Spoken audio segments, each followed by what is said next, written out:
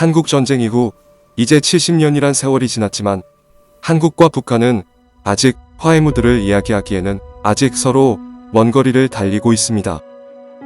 민족 자체적으로 문제를 해결하려는 의지에 비해 강대국의 논리가 양국의 정세에 자리 잡고 있는 관계로 아직도 서로가 좁혀지기 어려운 국면입니다.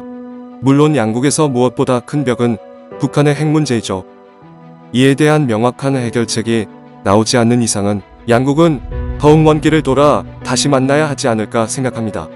이번 영상에는 한 미국 유명 커뮤니티 사이트에서 한국 전쟁 당시 북한에 가해진 공습에 대한 사실을 알린 내용이 올라와 전해드리고 그에 대한 미국 반응을 살펴보고자 영상 제작하게 되었습니다.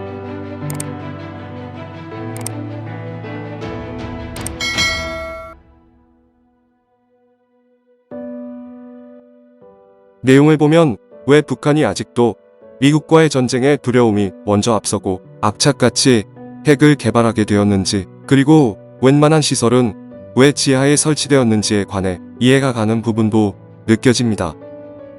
논란의 여지가 있는 글이지만 우리가 좀 더 폭넓게 우리뿐만 아니라 미국에서도 이런 글에 대해서 어떤 관점을 토론하는지 얘기를 들을 수 있다면 더 넓은 우리의 시야를 가질 수 있지 않을까 생각하게 됩니다. 다음은 커뮤니티에 올라온 북한 공습과 관련된 사실입니다. 한국전쟁 당시 북한은 건물의 85%가 파괴되었다고 합니다. 폭탄의 약 99.3%가 목표에 맞지 않았고 인구가 많은 도시 지역으로 떨어졌습니다. 북한의 22개 도시 중 12개 도시는 지역의 75% 이상이 파괴되었습니다. 3개 도시 정도만이 10% 미만으로 파괴되었습니다. 1951년 5월 전쟁 중 동독, 서독, 소련, 네덜란드 등의 다국적 전쟁 피해 조사팀이 북한에 파견되었는데 조사 기간 내내 파괴되지 않은 도시를 보지 못했으며 손상되지 않은 마을이 거의 없었다고 전했습니다. 전쟁에서 북한에 사로잡힌 미군 포로인 윌리엄 FD는 그가 본 북한 도시와 마을의 대부분이 잔해나 눈 덮인 황무지였다고 보고 있습니다. 북한은 공장, 학교, 병원, 관공서가 계속된 폭격으로 인해 지하로 이동해야 했다고 합니다. 유엔군 사령부의 공개 성명은 도시나 마을이 아닌 수천 개의 개별 건물들의 파괴만을 열거하거나 도시 내 북한 일반 보급소에 대한 공격 등을 완곡한 표현 방법 등으로 북한 지역사회의 파괴를 의도적으로 감췄다고 합니다. 전쟁의 막바지에 미군 폭격기는 더 이상 공습의 목표물을 찾기가 어려웠고 인도교를 폭격하거나 무의미한 폭격 및 불필요한 인명살상에 대한 반감으로 폭탄을 바다에 투하할 지경에 이르렀다고 전합니다. 미국의 폭격기는 공습할 곳이 마땅치 않자 전쟁 말기에 수력 발전 및 관계댐을 파괴하고 농지를 범람시키고 농작물을 파괴했습니다. 5개의 주요 댐 폭격과 그에 따른 홍수 등으로 식량난에 빠지며 수백만 명의 북한 주민의 삶을 위협했다고 합니다.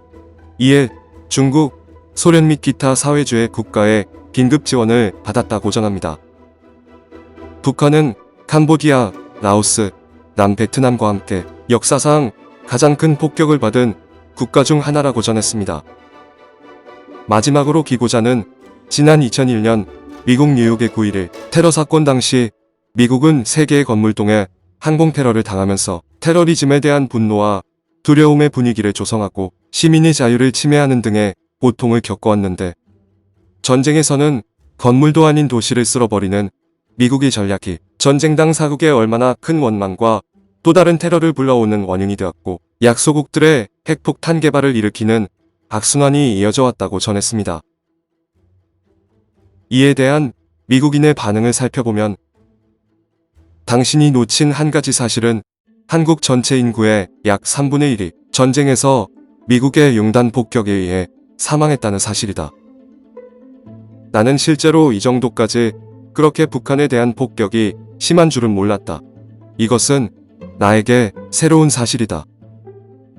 폴란드인의 18%가 2차 세계대전에 사망했고 소련은 인구의 15%를 잃었다. 인도네시아 동티모르의 대량 학살은 약 30% 정도였다고 한다. 이거 너무 북한에 편중한 사실 아닌가.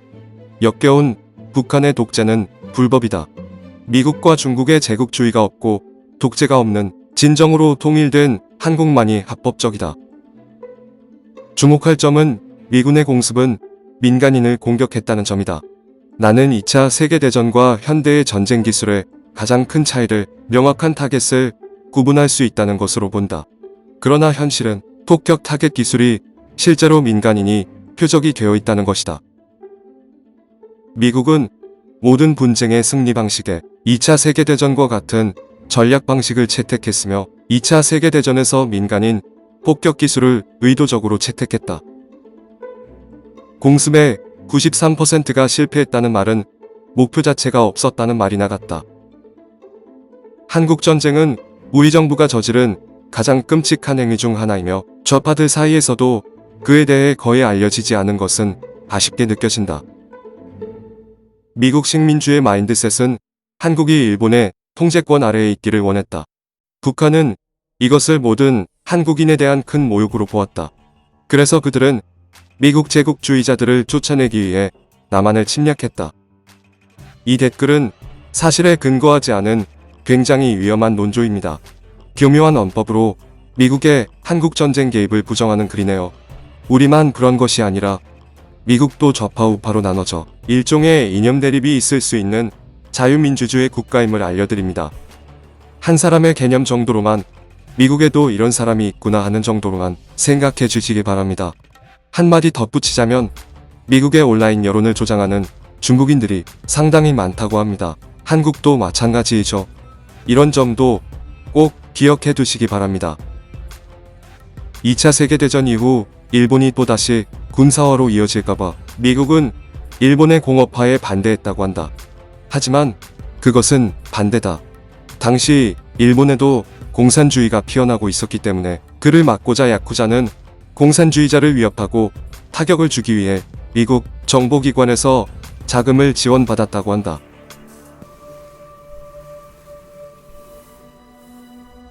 한국전쟁과 관련된 여러가지 사실들을 일부 미국의 관점에서 바라본 내용이라 상당히 신선한 사실들이 피력돼 있어 소개해드렸습니다. 여러 개개인의 주장과 지식들을 담은 내용이라 실제 사실과 다른 부분이 있을 수 있으나 어디를 가든 중국의 온라인 여론은 항상 존재하고 영향을 미치려 한다는 사실은 잊지 않으셨으면 좋겠습니다. 이상 레볼루션울림이었습니다. 시청해주신 여러분께 감사의 말씀드리며 저는 더 좋은 내용으로 다시 찾아뵙도록 하겠습니다. 고맙습니다.